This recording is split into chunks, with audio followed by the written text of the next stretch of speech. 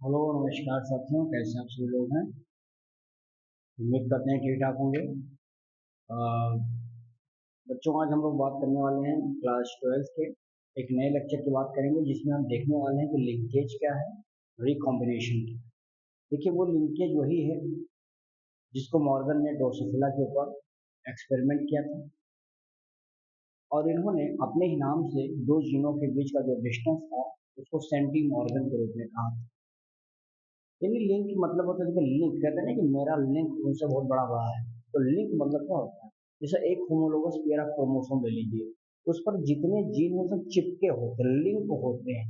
और जब लिंक ज्यादा टाइटली होते हैं, वो पास पास होते हैं, तो क्रॉसिंग ओवर की जो चांसेस होते हैं जाहिर सी बात है कम हो जाते हैं। यानी रिकॉम्बिनेशन और क्रॉसिंग ओवर, लिंकेज और रिकॉम्बिनेशन एक दूसरे के अपोजिट है। अगर लिंकेज ज्यादा है तो रिकॉम्बिनेशन क्या हो जाएगा, कम हो जाएगा। समझ में आ गया। अगर बहुत पास पास क्रोमोसोम है तो जाहिर सी बात है कि उनके चांस होंगे कि वो प्रोजनी में एक साथ जाने की उनकी उम्मीदें पूरी हो जाएंगी, और उसमें क्या होगा, पेरेंटल कॉम्बिनेशन जाएगा। लेकिन रिकॉम्बिनेशन में क्या है, उसमें नॉन पेरेंटल कॉम्बिनेशन के चांस ज्यादा है। समझ में आ रहा है। तो यानी लिंक एक जीनों की एक कॉम्बिनेशन है, यानी हम कह सकते हैं association of the gene two or more which transfer from the parent to the offspring. यही लिंकेज है जिसको मॉर्गन ने सबसे पहले बताया था। मैं उसी चीजों को एक्सप्लेन करके रखा हूँ, आपके सामने है, तो आइए समझ लेंगे, नोट हम निकाल लेंगे और उसको आराम से समझते चलेंगे। बहुत ईजी है, बहुत ही अच्छे से समझा देता हूँ। देखिए, मैंने लिखा लिंकेज एंड रिकॉम्बिनेशन। लिखा कि linkage are the physical association of the two or more gene on the chromosome. Chromosomes के ऊपर जितने भी जीन आपको दिखाई पड़ते हैं, दो या दो से ज्यादा, इन सब का जो एसोसिएशन हो रहा है, जैसे ये क्रोमोसोम है तो क्रोमोसोम पर ये जो जीन चिपके हैं, ये सब क्या है, यानी क्रोमोसोम पर जीनों का एक एसोसिएशन है, आपस में चिपके हुए हैं। अब वो अलग बात है कि यहाँ कुछ पास होंगे, हो सकता है कुछ दूर भी हो जाए। पास होंगे तो एक साथ चले जाएंगे, दूर होंगे तो इसमें कॉम्बिनेशन की चांसेस बनेंगे, यानी कि इसमें रिकॉम्बिनेशन होगा, तो वो अलग बात है, वो बताएंगे जब। अब दूसरा देखेंगे, linkage always transfer from the parent to the offspring. ये संभव क्यों हो रहा है, क्यों पेरेंट से ऑफस्प्रिंग में लिंकेज जा रहा है, क्योंकि क्रोमोसोम पर जो जीन होते हैं क्या है, बहुत ही क्लोज है। तो जीन यहाँ पे क्या है, बहुत ही क्लोज है। अब ये जैसे ट्रांसफर होगा तो यहाँ से ट्रांसफर हो जाएगा। नाइट्रोजनी में ज्यादा बहुत ही क्लोज होते हैं, तो कितना ज्यादा माइन्यूट कटेगा, एक साथ जाने के चांसेस ज्यादा हो जाएंगे लिंकेज के केस में। ठीक है ना। फिर देखेंगे अगले पॉइंट में लिखा है कि सेक्स लिंकेज, सबसे पहले सेक्स लिंकेज को डिस्कवर किया था मॉर्गन ने ड्रोसोफिला के केसेस में, और एक टर्म दिया था जिसका नाम क्या दिया था, लिंकेज। यानी term coined by the Morgan, that is a linkage, and given a particular theory is called as the theory of linkage. Linkage की थ्योरी भी दी इन्होंने।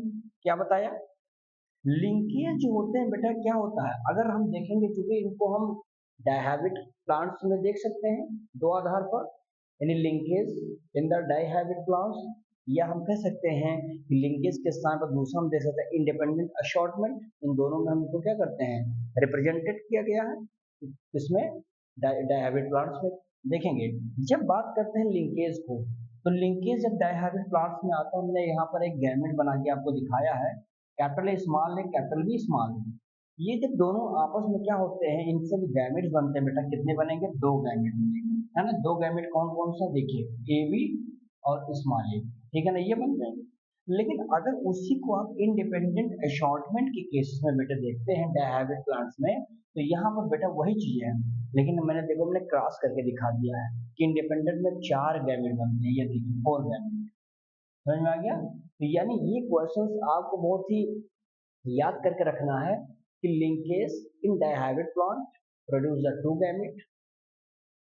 इंडिपेंडेंट अशॉर्टमेंट के केसेस में आप देखेंगे डायहैबिट प्लांट्स में कितने गैमेट प्रोड्यूस होते हैं, तो फोर गैमेट्स होते हैं। You can see it here, clear है।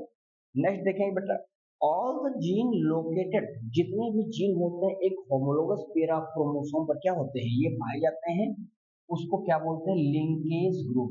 भाई जितने बहुत, जैसे ये मान लो कि एक होमोलोगस पेयर है, ठीक है ना, क्रोमोसोम का, इस पर ये सब जीन चिपके हुए हैं, तो भाई इनका एक ग्रुप है, उस ग्रुप मतलब जैसे मैंने कहा कि भैया ये जब इसका यहाँ से कट के जनरेशन गया प्रोजेनी में जब जाता है तो ये क्या इतना ग्रुप चला गया, यानी ये जो जीन चिपके थे जो लिंक थे वह लिंक एक ग्रुप में पेरेंट्स से ऑफस्प्रिंग में क्या होते हैं चले जाते हैं, इसी को हम बोलते हैं लिंकेज ग्रुप के रूप में जानते हैं।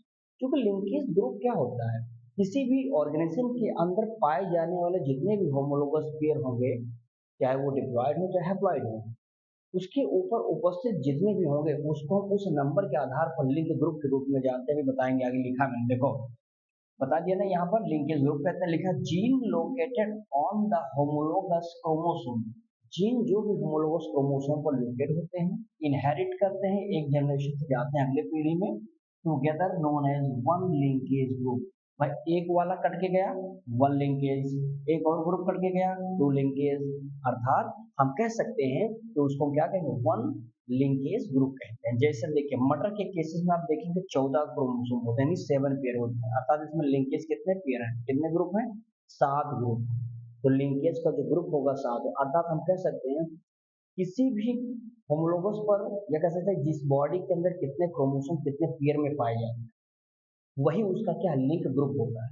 तो देखिए मटर में 2n था, डिप्लॉयड बॉडी में देखेंगे 7 पेयर हैं, यानी 7 इसमें जो मेज में देखेंगे 10 हैं, इसमें 10 पेयर होगा तो 20 इसमें क्रोमोसोम है। ड्रोसोफिला में 4 हैं क्योंकि 8 हो जाएंगे इसमें, बर्ली में 7 हो जाएंगे, और इसमें माउस में देखेंगे क्योंकि 42 क्रोमोसोम होते हैं, और जब इसको हम हाफ करेंगे यानी डिप्लॉयड बॉडीज में लेंगे तो 21 आ जाएगा, यानी 21 लिंक ग्रुप इसमें पाए जाते हैं। और इसी लिंकेज ग्रुप को आप समझ में आ गया, लिंकेज ग्रुप क्या है, total number of chromosome in any organism show the linkage group. Is it clear? छोटी छोटी चीजें हैं, ये आपको जानना जरूरी है, मैंने इसीलिए इंपॉर्टेंट चीजें लिख दिया है यहाँ पे। आगे देखेंगे इसमें लिखा है कंप्लीट लिंकेज क्या है, भाई पूरा का पूरा लिंक होकर चला जाए। देखो कंप्लीट लिंकेज में क्या होता है, gene show the parental combination. भाई जब किसी पेरेंट का पूरा कंप्लीट रूप से लिंक होकर के चला गया तो जाहिर सी बात है पेरेंटल कॉम्बिनेशन आएगा, उसमें किसी दूसरे का यानी नॉन पेरेंटल कॉम्बिनेशन होगा ही नहीं। ये क्यों हो रहा है, क्योंकि जो लोकेटेड द वेरी क्लोज जो जीन होते हैं होमोलोगस पर बहुत ही क्लोज होते हैं, एक साथ वो क्या होते हैं कंप्लीट लिंकेज हो जाते हैं, एक साथ चले जाते हैं।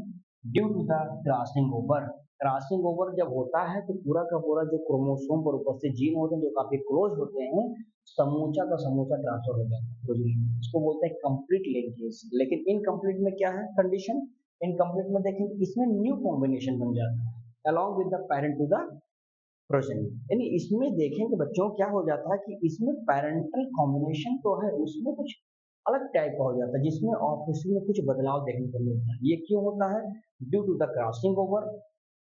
ये होगा क्यों, ये इसलिए हो रहा है क्योंकि इसमें न्यू कॉम्बिनेशन हो रहा है, जो कि इसमें जो क्रोमोसोम यानी जीन जो होता है काफी डिस्टेंस में भी होते हैं, ठीक है ना। आगे देखेंगे रिकॉम्बिनेशन क्या है। देखिए रिकॉम्बिनेशन शो करता है किस चीज को, नॉन पेरेंटल कॉम्बिनेशन।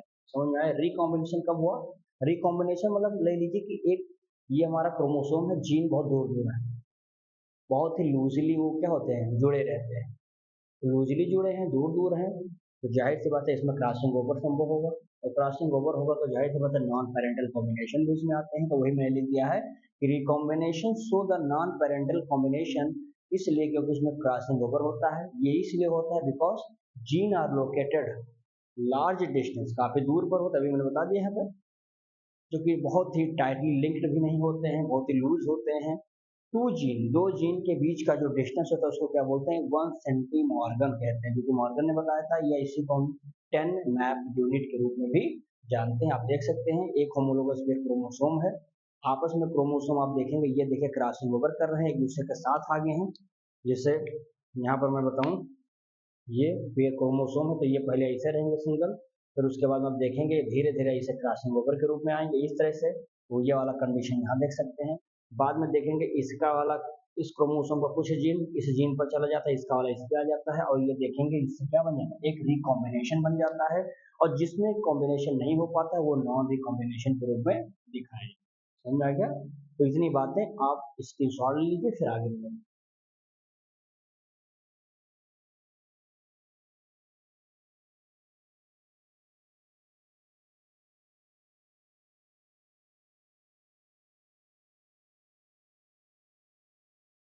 चलिए भैया आगे इसमें देखेंगे। देखिए मैंने इसमें शॉर्ट नोट टाइप का क्लियर कर दिया। देखिए अगर लिंकेज बहुत ज़्यादा है, मैंने कहा ना ये क्रोमोसोम है, लिंकेज है, बहुत चिपक के हैं, सारे जीन चिपके हुए हैं क्रोमोसोम पर, तो देखेंगे जीन प्रेजेंट है वो, यानी जीन काफी क्या है, क्लोज है। क्या है, क्लोज है। इससे होगा क्या, क्या इनके बीच में कोई रिकॉम्बिनेशन हो पाएगा, कोई क्रॉसिंग ओवर टाइप का होगा, नहीं होगा, क्योंकि जीन क्या है, बहुत क्लोज है, तो वहां तक क्रॉसिंग ओवर होने के चांसेस ही नहीं रहेगा। भाई क्रॉसिंग ओवर या रिकॉम्बिनेशन करना तो थोड़ा सा होमोलोगस क्रोमोसोम पर जीन का डिस्टेंस थोड़ा दूर कर दीजिए, बहुत लूजली अटैच कर दीजिए, तो वो यहाँ पे है नहीं।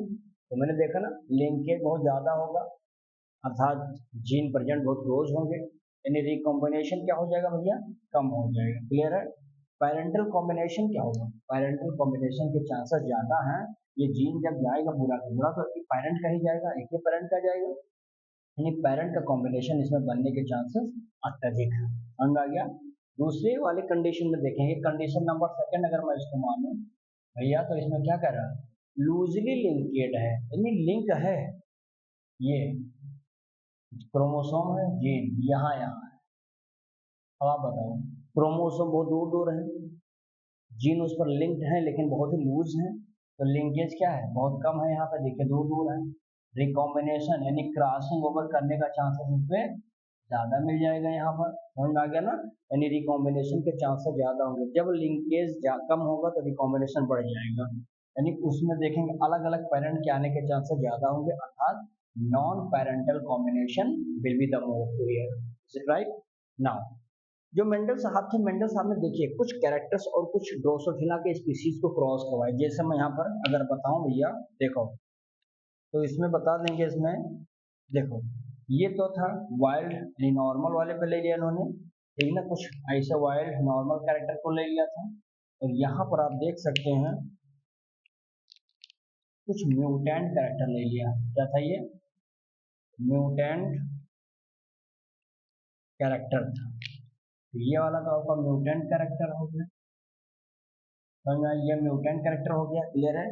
तो यहाँ पर आप देख सकते हैं भैया ये कैसे है इसका रिजल्ट, तो क्या ऐसा किया कि जिसका रिजल्ट निकालना पड़ेगा। देखो सबसे पहले इन्होंने काम क्या किया था, एक वाइल्ड या नॉर्मल कैरेक्टर लिया जिसमें क्या था, ड्रोसोफिला क्या था, ब्राउन बॉडी था, भुर्राहा उसका शरीर था, भुर्राहा समझ पाते हैं ना, कहते हैं ना तो बड़े भुर्राहा लागू है, बाल भुर रहा है, आँख भुर रहा है, तो इसका शरीर ये भुर्राहा था।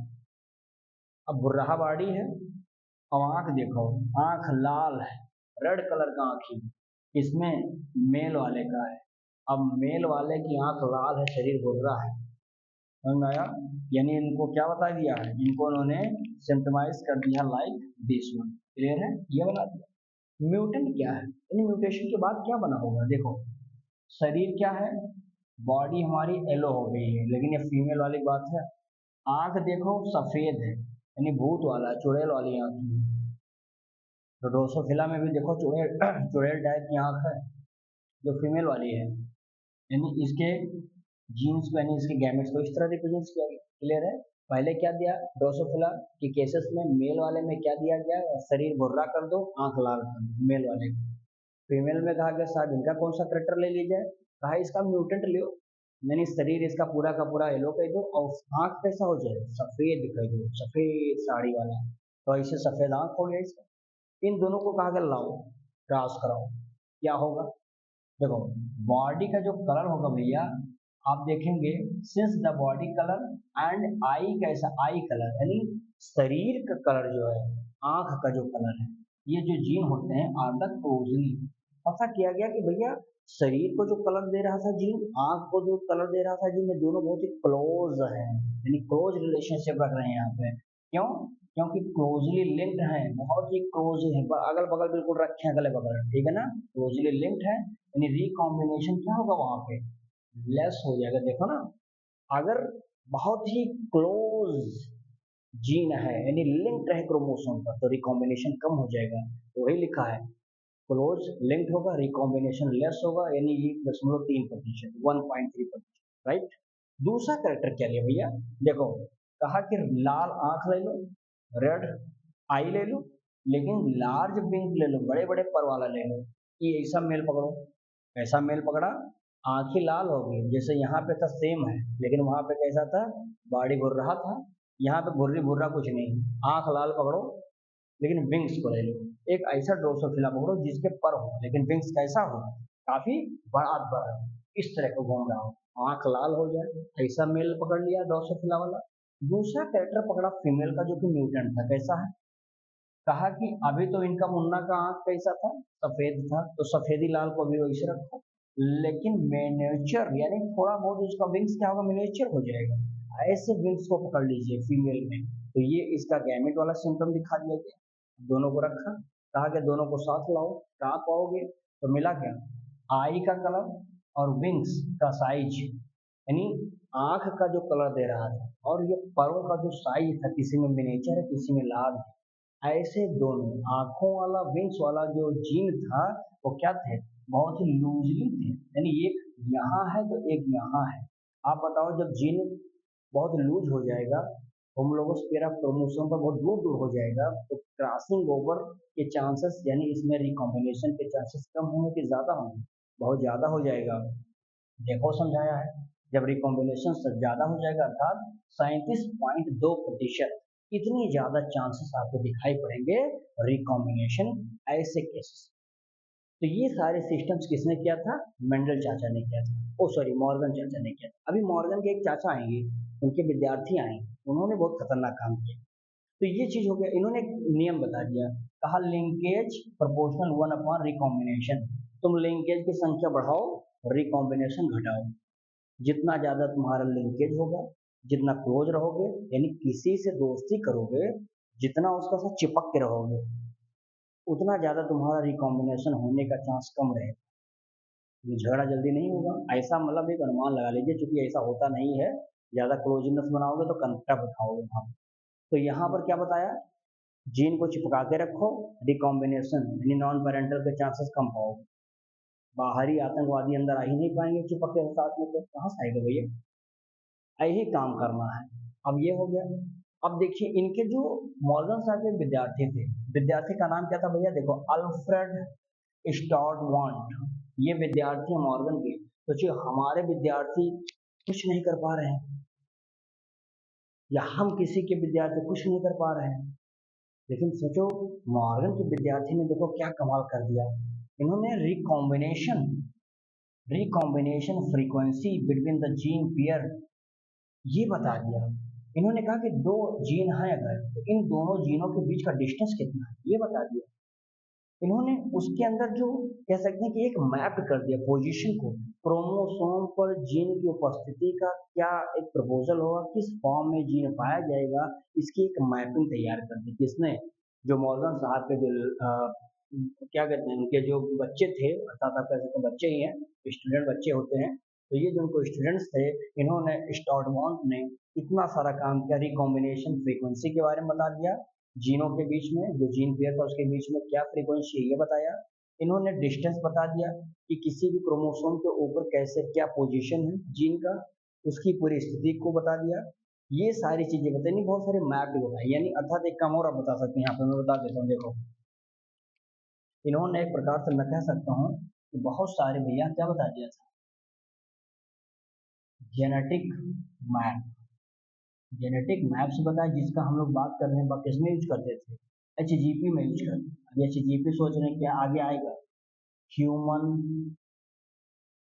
जीनोम प्रोजेक्ट, यानी किसी भी व्यक्ति के शरीर के ऊपर उपस्थित जो उसका पूरा का पूरा क्रोमोसोम है उसके ऊपर जीनों को पढ़ना, लिखना, समझना, एक मैप तैयार करना, इन सब कामों में इनके विद्यार्थी का एक बहुत बड़ा योगदान रहा है, जिससे उन्होंने एक प्रकार से जेनेटिक मैप बनाया था, उसका यूज हम लोगों ने ये जीपी में कर दिया, ह्यूमन जीनोम प्रोजेक्ट।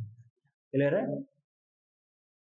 तो साथियों इस प्रकार से ये हमारा लिंकेज वाला जो भाग था, यानी रिकॉम्बिनेशन लिंकेज, इसमें मैंने बहुत बड़ा जो है रॉकेट साइंस नहीं है, समझना था केवल कि हाँ लिंक क्या है, रिकॉम्बिनेशन का लिंक मतलब हो गया, बस जान लीजिएगा कि ये क्रोमोसोम होमोलोगस पर जीनों का चिपकना कैसे लिंक्ड है और कैसे प्रोजनी में एक साथ चले जाते हैं।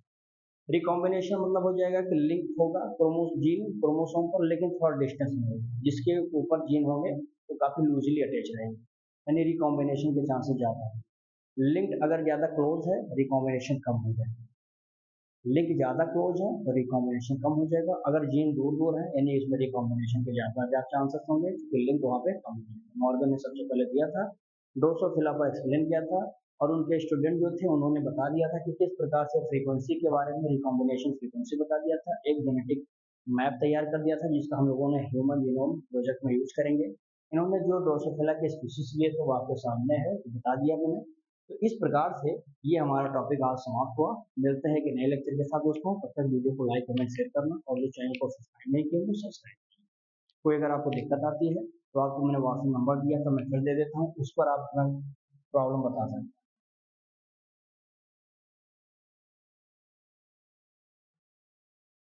ये आपका व्हाट्सएप नंबर होगा, इस पर आप अपने कोई भी प्रश्न यहाँ पर, ठीक है।